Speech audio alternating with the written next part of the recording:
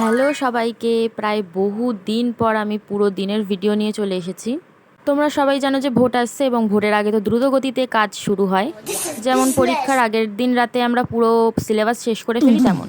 তো এই রাস্তার কাজ করার জন্য প্রচণ্ড মেশিনের আওয়াজ হচ্ছে, তার জন্য আমি তো ভয়েস ওভার দিতেই পারছি না, ওই জন্য ভিডিও আমি আনতে পারছি না। তো যাই হোক, বাদ যাক ওসব কথা।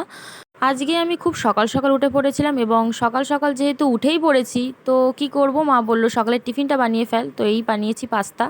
এরপর আর কোনো ক্লিপ নিতে আমার মনে ছিল না, এক লাফে আমি দুপুরে খাবার খেতে বসে পড়েছি।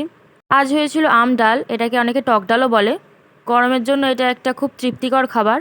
এরপর ছিল চিংড়ির ঝাল, যেটা আমার মা খুব সুন্দর লাল লাল করে বানানো হয়েছিল। যাই হোক, এটা চিংড়ি না বাগদা জানি না, এই সাইজটাকে কি বলে।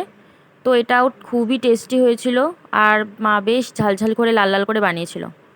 আর খালি পেটে জল আর খাওয়ার পর ফল তো ভীষণই ইম্পর্ট্যান্ট, তো আমি গরমে এই তরমুজ খেয়ে নিচ্ছি, গরমের জন্য খুবই উপকার।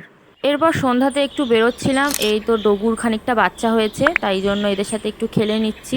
এ দেখো আমাকে দেখে শুয়েই পড়েছে। আমি যেখানেই ডগু আর বিল্লি দেখি আমার ওদেরকে ডিস্টার্ব করতে মন চায়। হ্যান্ডশেক করে নিয়ে আমি চলে গেছিলাম মোমো খেতে। আমার সন্ধ্যা হলেই শুধু আমার মন এটা চাই ওটা চাই, এটা খাই ওটা খাই করে।